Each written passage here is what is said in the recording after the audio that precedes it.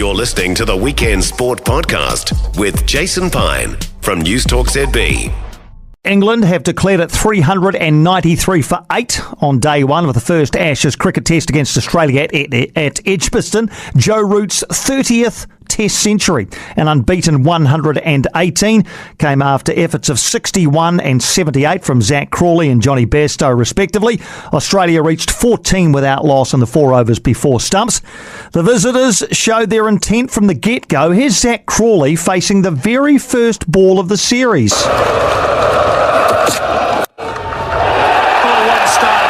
From Crawley. A real statement. The first ball crunched through extra cover for 4.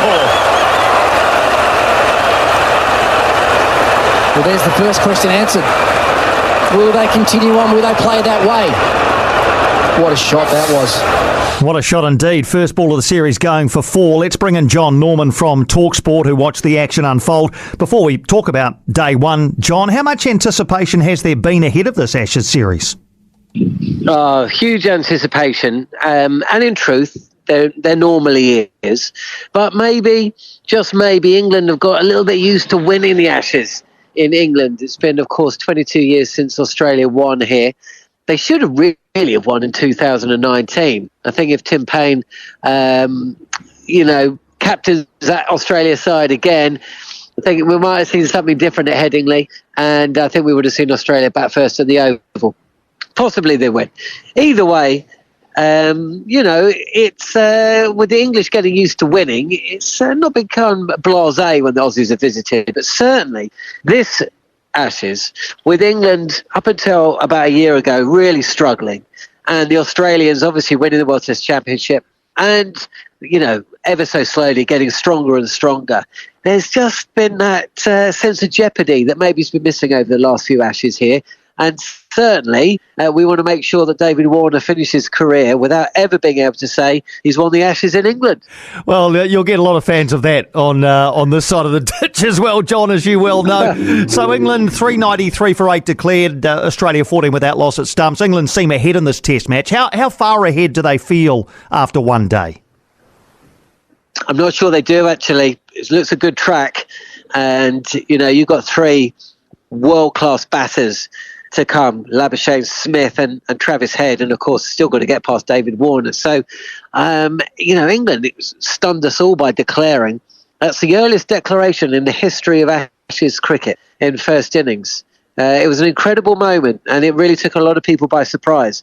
99 times out of 100, with a batsman like Joe Root seeing the ball as he was and past 100, you would have just said, stay out there, lads. Add another 20 or 30, get past 400, and then we'll go at the Aussies tomorrow. That isn't the Ben Stokes or Brendan McCullum way. The players were called off the field with 2 wickets still in hand, and they went at the Aussies. And even in that first 4 overs, you saw just what a true track it is. David Warner piercing the cover boundary on 2 occasions. The only thing I will say is, though, run scoring did seem to be relatively easier for the first 15 to 20 overs. Once the lacquer comes off the ball and the fielders can start working at the ball, start seeing a little bit more lateral movement. So we shall see. So it won't just be a case of Warner and Khawaja coming out tomorrow and just seeing off the new ball and then tucking in. But saying that, it does look a good track to bat on. Yeah, you've mentioned that a couple of times. So has that been a talking point, John, just how flat this wicket is? Well, I think the big talking point is that declaration. But, the old adage, you've got to watch 2 teams bat on it before you can really make a call. But there was a little bit of variable bounce, a touch of movement. The bowler was always interested throughout today, although that had more to do with the way that England went about things, I think. I can't see Steve Smith and Marnus Labuschagne playing like that tomorrow. I think once they're in, they're going to be set for a big 100, 150. So, the pitch will face probably more scrutiny tomorrow when Australia are batting than it was today when England were at the crease. Well, England showed their intent from ball 1, didn't they? Zach Crawley, in fact, smacking the opening ball of the entire series to the cover boundary for 4. I heard Ben Stokes during the week say this is just the way we play Test cricket now. Was there ever any doubt that this would be their approach? No, I suppose there isn't, but still, you've got to see it to believe it. You know, coming up against such a fine bowling attack that Australia possess, to see Zach Crawley get off the mark first ball in the series with that 4, especially when you consider the first ball of the last Ashes saw Rory Burns bowled around his legs. You know, that's quite a difference. And you know, at times it was breathtaking.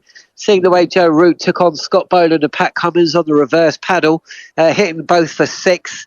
Moeen Ali, you know, basically steering Pat Cummins for 6 over the square leg boundary. Some of Johnny Bairstow's stroke play, it was like he's never been away.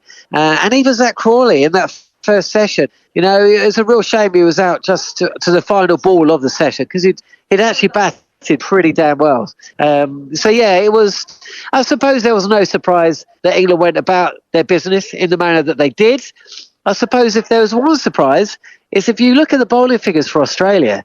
You know, Scott Boland's 14 overs, I don't have the figures in front of me, he went for about 80, I think. Pat Cummins didn't take a wicket, he went for 60 odd. Nathan Lyons, 30 overs, went for 140 odd, although he took 4 wickets. You know, they were expensive. And that possibly has just planted a little seed in their heads, made them realise they're not going to get it all their own way. Just on Joe Root, now just over 1,100 runs short of Alistair Cook's all-time Test run-scoring record for England. Just 3 fewer centuries now than Cook. Both records he'll inevitably break. Where does he sit, John, now in terms of England's great Test batsman? Well, I think you can make a case that he will end up being the greatest. Certainly in terms of hundreds scored, possibly runs scored. You know, the way he went about his game today was chanceless. And that's one of the reasons there's a little weird feeling. It's like, you know, he just hit Nathan Lyon for 2 sixes. You know, he was really starting to step through the gears, and you just feel he could have gone on to hit 150 pretty easily. He's a quality act. He's a great guy. It didn't go his way as captain. Truth be told, I think he realises that he didn't captain that well, although in difficult circumstances at times. But there's no one can hold a candle to him when he's in top form, when he's batting, and we saw that again today. All right, so session 1 on day 2's, you know, I think every session's pivotal, isn't it? But you can make a case that the first couple of hours on day 2 will be extremely pivotal. What do you expect from both sides tomorrow? In fact, let's start with Australia. What do you expect their batting approach to be at the start of day 2? David Warner will get on the front foot, and you know, try and get past Stuart Broad's opening spell. Khawaja will be interesting. He's, you know, there's not a great deal of foot movement there, so England will look to exploit that. But then once you get the likes of Smith and Labuschagne in, then, you know, you're really going to have to work hard for your wickets. So I think, look, a score of 400 or 393 means England are in the game. They're going to be in the game all day tomorrow, and for a good part of Sunday as well. So they've just got to make sure that they bowl to their plans and don't let Australia, you know, tick the runs over too quickly. They'll be very keen to get rid of Warner early on, and then maybe we'll have a little bit of normal cricket for the first time. And how's our old Kiwi mate Brendan McCullum? Presumably he spent the whole day just out on the balcony watching, just, you know, not taking any notes, no laptop, just taking it all in, did he? Well, actually the dressing room is just below where I'm sat, and just by the cameramen on the 3rd floor. I'm on the 3rd floor, and the players are just below me. So the only time I saw him was when the declaration was called, and out he ran with the old the old dog thrower, and was just digging a couple of throwdowns in the outfield. He'll never change, will he? No matter what the score is. So, hey, look, if it works and it pays off, I think the guy might get knighted here. You might never get him back. I think you might be right, John. Day 1 of an intriguing Ashes series in the books. We look forward to much more. Thanks so much for taking the time for a chat, John. Yeah, anytime for you, matey. You take it easy. You take it easy too, John. Jon Norman there at talkSPORT in the UK. So day 1 of the first Ashes test at Edgbaston. 393 for 8 declared England. Australia in reply after just 4 overs, 14 without loss. Play resumes again tonight at 10 o'clock New Zealand time. If you're wondering where you can watch it, it's on talkSPORT, which at the moment is free. All you need is just if you're not a talkSPORT customer or haven't been, just go to talksport.co.nz and you just have to sign up. Basically put your details in. You don't have to the Piney thing, because as we know, Spark Sport is shortly shutting down. But the first test of the series is on Spark, so you can watch it for free basically on your smart TV or on your tablet from 10 o'clock tonight. The remaining Ashes tests are going to be free to air on TVNZ across their various platforms. For more from Weekend Sport with Jason Pine, listen live to News Talk ZB weekends from midday or follow the podcast on iHeartRadio.